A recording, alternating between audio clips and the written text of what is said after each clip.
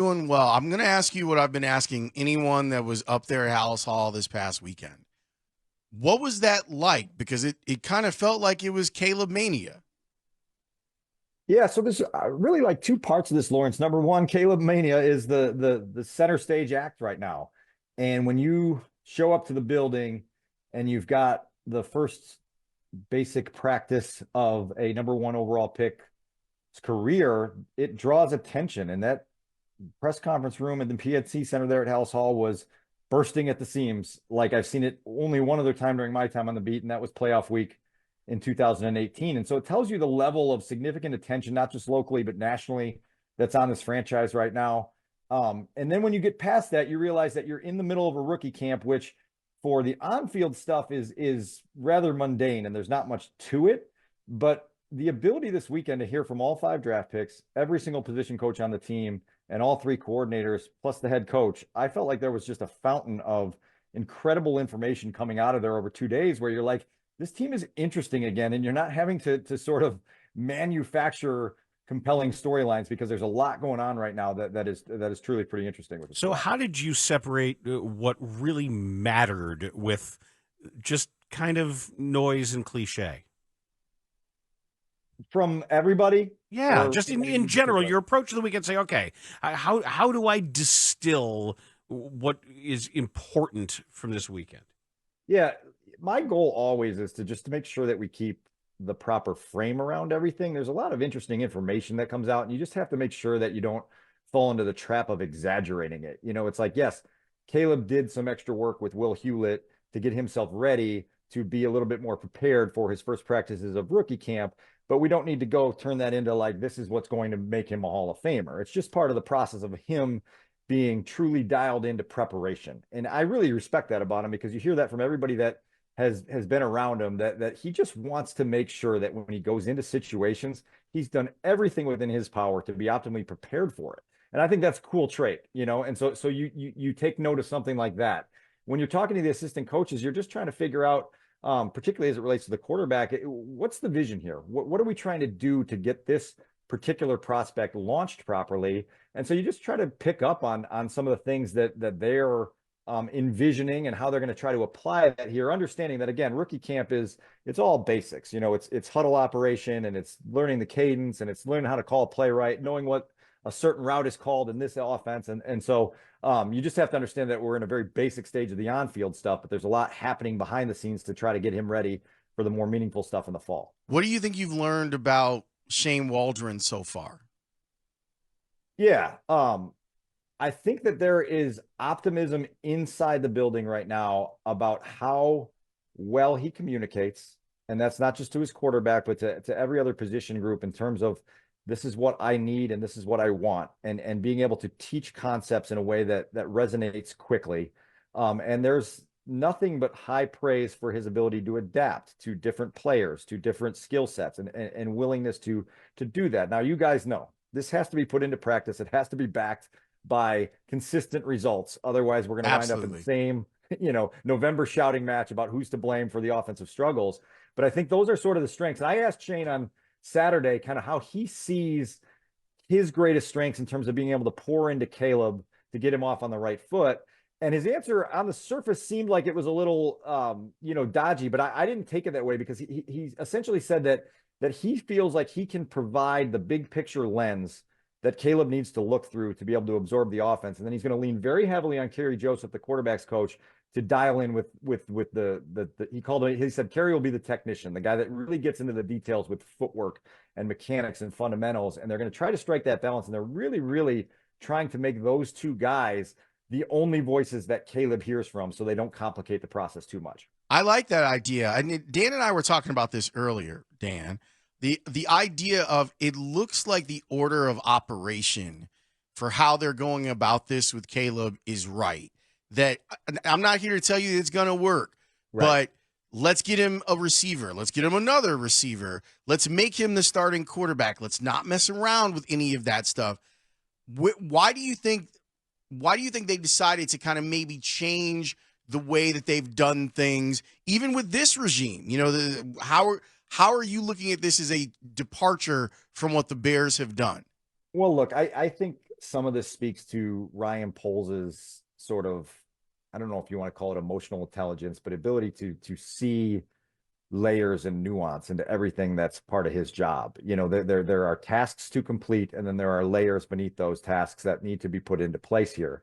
And so when you talk about the quarterback development process, like Thomas Brown is here as a passing game coordinator. He was in Carolina last year when they went through a draft process that was a little bit clunky and led them to selecting Bryce Young. And then they didn't have the proper supporting cast around him, and Bryce Young got walloped his rookie season. And so he can provide almost some of that negative feedback of like, hey, you know, and this happened from January until draft weekend. I'm like, here are some things that in the Carolina experience we didn't do right, you know, and that perspective I think helped the people inside the building. You know, like, okay, let's make sure we're tightening every screw and every loose bolt here as we go through the process. I just think Ryan understands that at this position that you're going to get all the credit and all the blame, but you have to have a lot of things really solid around you to give yourself a chance to have a chance. And I think he's been very intentional about trying to provide that for Caleb, understanding that it's not only his career on the line with how Caleb performs at that position, but it's the next 10 years of the Bears organization. And so I think that's just Ryan really, really knowing how to go through the process in a very layered way. As straightforward and open as I've been about my reservations about Matt Eberflus as a head coach, I think I've found something that may actually play into their hands a little bit with him being on the defensive side of the ball. And that is going back to what they always tell parents when you bring home your second kid, is they always say there's a danger of that first kid feeling neglected and getting lonely, and understanding that for a while you were the universe, and now you're not the universe anymore, that there's somebody else here that's going to share all of all the love, and there's plenty to go around, but sometimes it's hard, and you have to make sure to go out of your way to pay attention to the kid that's been here the whole time. And maybe having Eberflus as the defensive side of the ball guy and the head coach plays into that now, where sure, Shane Waldren matters more, but Eberflus can continue saying, look, I'm not going anywhere. We're here. We're back. We're doing the things that, as much as everybody, even in that locker room, might get a little tired of, it's all about this kid. Well, it's not. So it's interesting because in my house, we have such a gap between my son and my daughter that, you know, we spent 5.5 years doing, as you said, just pouring every bit of attention and resource into our son, that it was almost muscle memory to keep doing that when my daughter arrived. And right. So we had to remind ourselves on the opposite end, still like, oh, wait, you know, we still got to teach her all the things that we taught this other one. You know, we had kind of advanced past stages and took for granted that, oh yeah, we got to teach that again.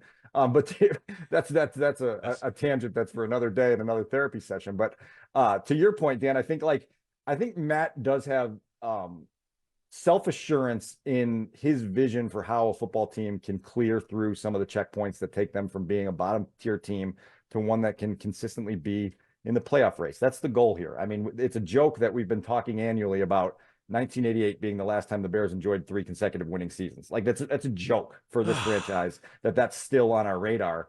But I think Matt understands that, like, look, like I can put together a group around me, lean into their strengths while also trying to lean into my own in a way that hopefully gets all of the momentum going in the right direction. That's obviously the grand experiment for 2024, and something that we're going to keep, you know, weekly inventory on as we go through the process, just to make sure that he's holding up his end of the bargain of pushing this team in the direction it needs to go. You've been in every Matt Eberflus press conference, here, there, everywhere. Tell me if I'm wrong, because I'm okay with being wrong. I'm sensing a more confident Matt Eberflus right now. And I don't know where that's coming from, but it seems like he's more in command. We'll see what happens once the games start, but it seems like there's a little bit more like PR polish to him now. Yeah, he sounds better. What do you think, Dan? Yeah, well, I think there's 2 things at play here. I think the first thing is you grow into the job a little bit, and you understand where some of your missteps kind of left you vulnerable and got you burned, and you try to work on those. The other part here is that they have a good football team here. And when I left rookie camp on Saturday, after all the things we heard from the coaches and kind of zooming out on the roster and all the progress they've made there, you just realize that you're not having to manufacture reasons for hope and optimism, right? That there are legitimate reasons for hope and optimism with this football team right now that you just embrace, you know? And so you don't have to stand up at the podium and try to sell something because it's already selling itself, because you have players and a support staff and structure in place that should allow you to be a legitimate playoff contender in 2024. And so there's energy that comes with that. There's confidence that comes with that. There's an ability to stand up there and not feel like you're being attacked because you don't have anything to be attacked for right now. Again, let's see where we are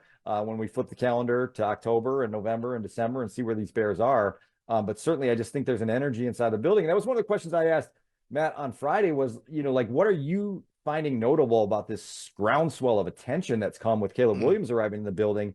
And he didn't dodge that at all. He just said he really appreciates the energy and he feels like it's only amplifying the energy that they already feel inside the building.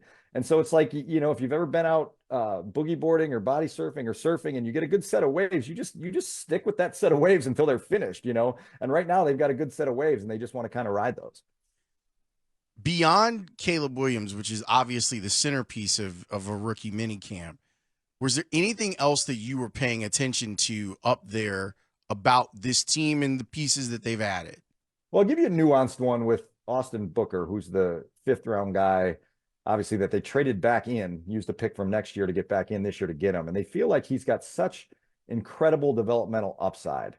And I told you guys before that we probably haven't talked enough about Eric Washington's ability to develop defensive linemen. And that's going to be a really cool experiment to follow this year to see how quickly they can get him going. Travis Smith, their defensive line coach, used a phrase on Saturday. He said it's a race to maturity with a lot of rookies, and particularly a guy like Booker, where you're just trying to figure out how quickly can you give this guy a role that fits him? How quickly can he master that role? And how quickly can he have an impact on your defense on a regular basis?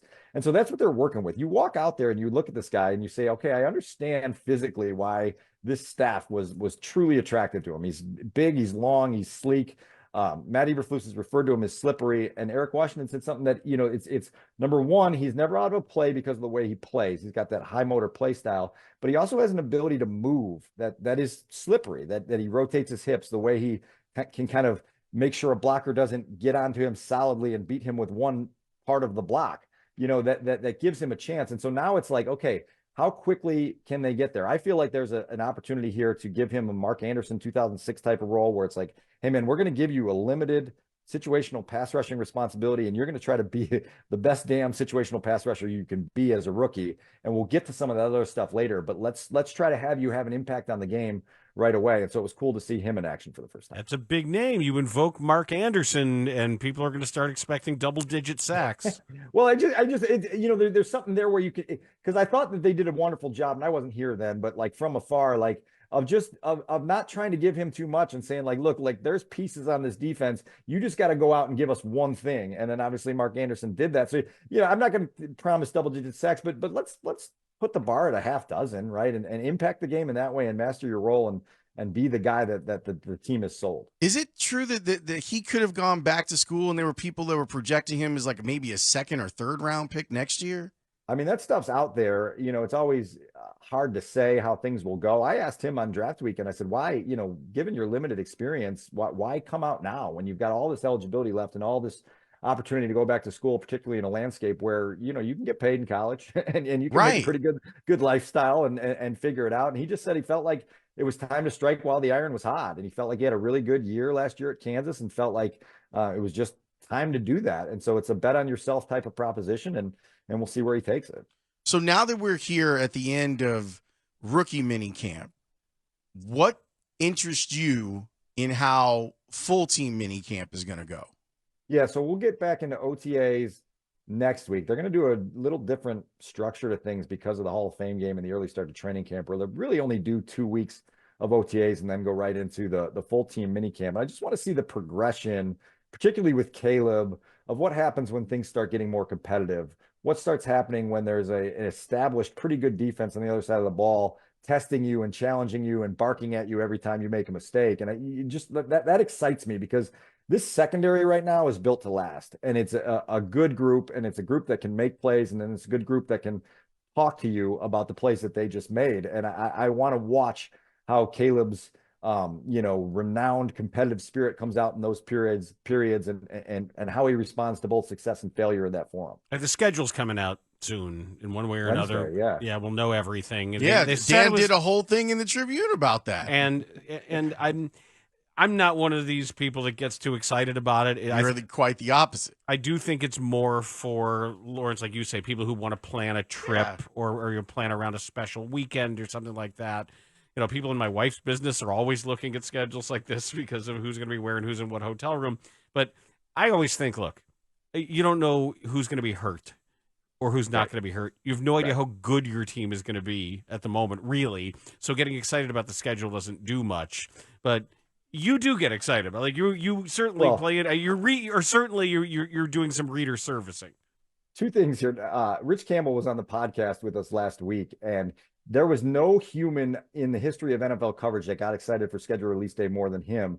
And it was because of what you said. He wanted to plan our travel. And so he would have a spreadsheet and every single preferred Marriott in the 8 cities we were going to up on his computer screen. And as they came out, he'd bang it out. It was like truly fascinating to watch that on schedule release day. He detailed that last week. That's a good friend to have. Trust me, you clear some shortcuts through when you're riding with Rich. And so I have to lean into that every once in a while, even though he's no longer around. So it's funny because when I was hosting with Grody last Thursday, I put out my preferred schedule, and basically the explanation was, if I was in charge and I wanted to maximize Bears theater, here's what it would be.